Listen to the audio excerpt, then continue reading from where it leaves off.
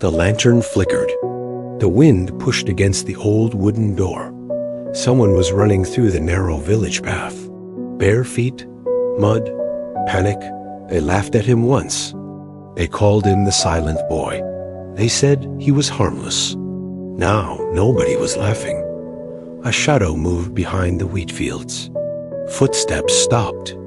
A scream cut through the quiet village, night sharp, sudden, then gone. People opened their windows. No one stepped outside. Inside the small mud brick house, a trembling hand held a blood-stained cloth. The radio crackled with static. A voice whispered a name that made everyone freeze. He's not talking anymore. He's acting. The village elder locked his door. The teacher turned off her lights. The boys who used to mock him hid behind their father's rifles. And somewhere in the darkness, the silent boy stood still, listening, waiting. What happened to make him break the silence?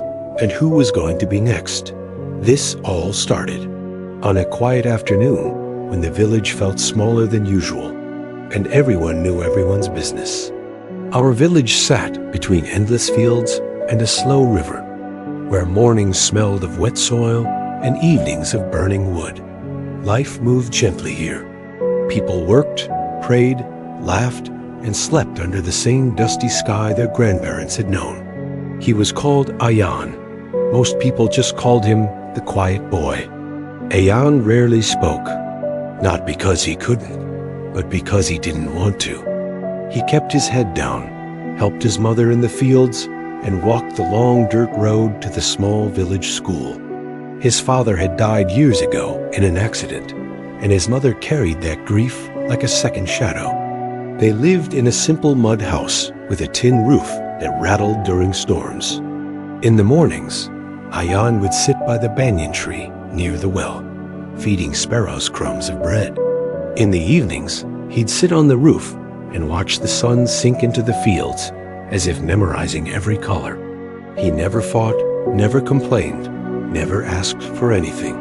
People thought that made him weak. The boys at school used to poke fun at him.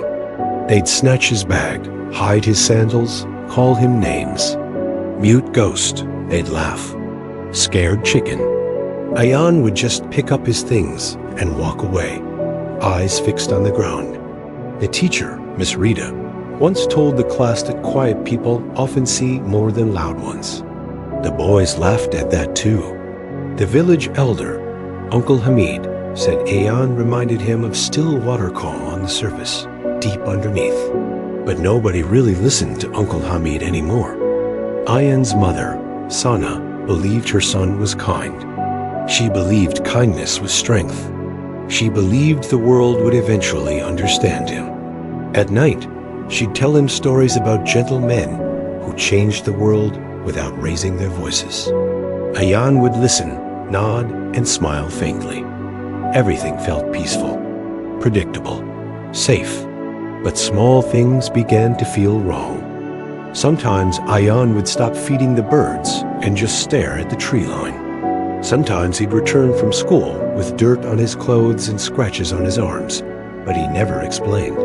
Sometimes he'd sit for hours by the river, throwing stones, counting ripples, whispering to himself. People noticed, but nobody asked. The boys continued their jokes. The villagers continued their routines. The nights remained quiet, filled with cricket sounds and distant dogs barking. No one realized that silence was slowly changing. No one realized that Ayan wasn't just listening anymore. He was remembering. The first real incident happened during the harvest festival. The whole village gathered near the riverbank. Lanterns floated on the water. Children ran around with painted faces. Women laughed while serving sweet rice and tea. Men sat in circles, talking about crops, prices, and politics. Ayan stood near the edge of the crowd, watching everything quietly. 3 boys, Danish, Farhan, and Raza, were the loudest in the village, sons of respected families. They liked to remind everyone that they were untouchable. That day, they decided to make Ayan their entertainment. They grabbed his lantern and threw it into the river. "Make a wish," Danish laughed. Maybe you'll finally talk." The crowd laughed with them. Someone even clapped. Ayan bent down, picked up a stone, and tossed it into the water where his lantern sank. His face stayed blank, but his eyes lingered on them longer than usual. That night, he didn't sit on the roof. He walked. People later said they saw him near the boys' houses, standing in the shadows, listening. The second incident happened at school. Miss Rita gave Ayan the highest score in the class on a history test. She praised him in front of everyone, saying he was the smartest student she had ever taught. Danish slammed his desk. "A mute genius," he said loudly. He probably cheated. Farhan pushed Ayan in the corridor after class. Rasa poured ink on his notebook. "Say something," they mocked. "Or are you too scared?" Ayan wiped the ink slowly. He didn't cry. He didn't react. He simply stared at their faces, as if memorizing them. That evening, Miss Rita's bicycle chain was mysteriously cut. She assumed it was rust. Nobody thought much about it. The third incident felt smaller, but heavier. Ayan's mother went to the market one morning and didn't return on time. When she finally came back, her eyes were red. She said some boys had followed her, laughing and whispering things about her son, about how a quiet boy must be hiding something dark. Ayan listened without speaking. He washed his hands. He fed the birds. He sat on the roof. But something in him shifted. People began noticing changes. Dogs barked more at night. Tools went missing and reappeared in strange places. Someone scratched words on the banyan tree. "Silence is watching." The village laughed it off. "Kids' pranks," they said. And Danish's goat was found dead near the well.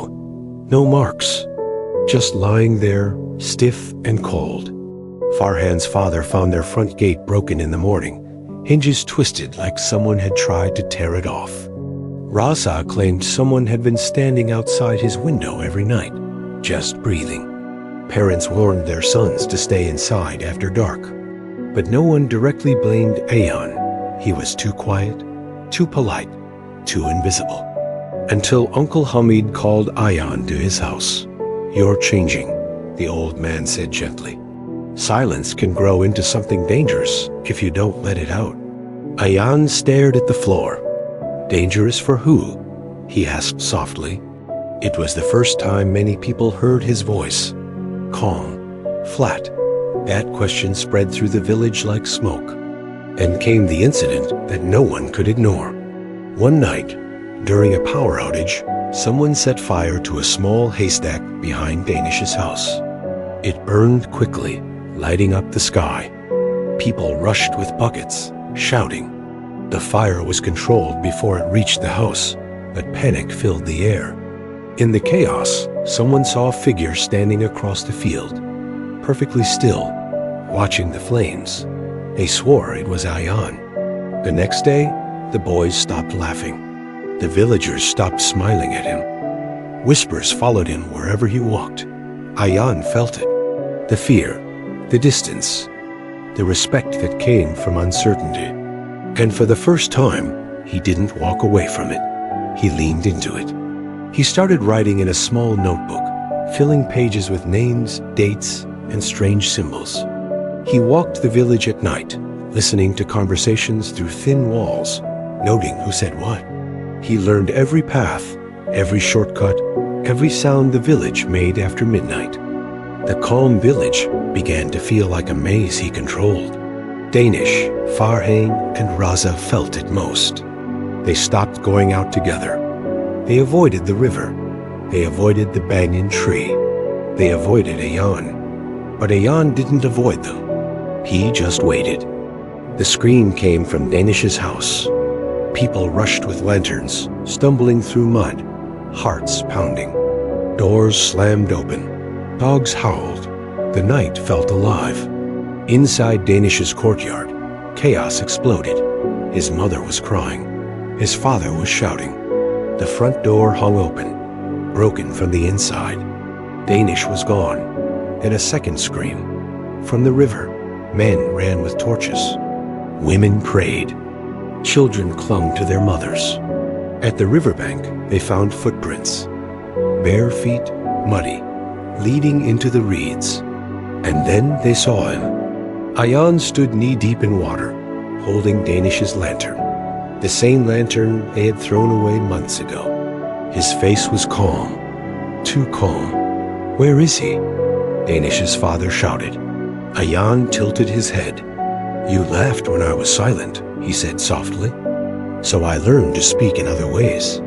A splash, a hand surfaced. Danish was dragged from the water, coughing, shaking, terrified.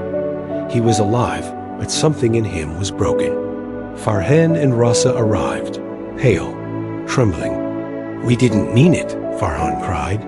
"It was just jokes." Ayan stepped forward. "Jokes," he repeated. "You taught me what jokes feel like." Miss Rita arrived, breathless. Uncle Hamid stood behind her, eyes full of sorrow. "Ayan, stop," she whispered. "This isn't you." Ayan looked around at the village, at the faces that once ignored him, at the boys who once mocked him. "You never listened," he said. "Now you are listening." The silence after his words was heavier than any scream. The village gathered around the riverbank in a tight circle, lantern light shaking on frightened faces. Danish sat on the mud, coughing, wrapped in a shawl. His mother held him like a child, whispering prayers into his hair. Ayan stood a few steps away, still and silent again. But this time, the silence felt different. It wasn't weak, it was heavy. The men argued. "He should be punished," someone said. "He nearly killed the boy," another shouted. "But Danish is alive," Uncle Hamid said quietly. "And Ayan never touched him, he just scared him." People looked at Ayan with confusion. Had he planned to harm him? Or was fear the only weapon he wanted? Miss Rita stepped forward.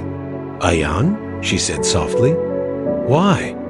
Ayan looked at Danish, then at Farhan and Rasa, who stood behind their fathers, eyes lowered for the first time in their lives. "I wanted them to feel small," he said, "like I felt." "Every day," no one replied. The village council met the next morning under the banyan tree. The elder men sat on woven charpoys, sipping tea, pretending they still controlled everything. Women listened from doorways. Children hid behind walls. They decided not to call the police. This was a village matter, they said. Ayan would apologize publicly. The boys would apologize too. Everyone would forget. But forgetting wasn't that easy. Ayan stood in front of the whole village. His mother held his hand, her eyes full of fear and pride mixed together. "I didn't hurt him," Ayan said. "I just wanted him to hear me." Danish walked forward slowly. His hands trembled. "I'm sorry," he whispered, staring at the ground. "We thought you were nothing. We were wrong." Farhan and Rasa followed. Their apologies were clumsy, forced, but real. The village watched, silent, uncomfortable. After that day, everything changed. The boys stopped bullying everyone, not just Ayan. They avoided loud jokes, avoided crowds, avoided the river at night. Danish refused to sleep alone for weeks.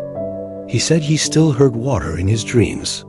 Ayan returned to his routines, feeding birds, walking to school, sitting on the roof at sunset, but people no longer ignored him. They greeted him. They asked about his day. They listened when he spoke, even if he only said a few words. Miss Rita started giving him extra books. Uncle Hamid invited him for tea every evening. The villagers began to treat him like someone important, someone dangerous, someone respected. But Ayan didn't smile much. He kept his notebook, but the names were gone. Only blank pages remained. Sometimes he stared at them for hours, as if deciding whether to write again. The village returned to quiet nights, but it was a different quiet. Not careless, not mocking. It was careful, and everyone knew that silence, once ignored, could echo forever. Years passed, and the village slowly softened again. Crops grew. Children played. Weddings filled the air with music. But one story never faded. The night the quiet boy made everyone listen. Ayan grew taller, calmer, and wiser. He became the village teacher after Miss Rita left. Children listened to him closely. They said he taught in a low voice, so students leaned in, afraid to miss a single word. He never raised his voice. He never needed to. Danish left the village for the city and never came back. Farhan took over his father's fields and avoided trouble. Raza joined the army, saying he wanted to learn discipline the hard way. Each of them carried the memory like a scar. Ayan's mother died peacefully, proud that her son had found his place. On her grave, he planted a banyan sapling. Every evening, Ayan sat beneath it, feeding sparrows, watching the sunset. The village children called it the silent tree. People learned something that day, something they taught their children and their children's children. Silence is not weakness. Sometimes it is the sound of someone watching, waiting, and remembering.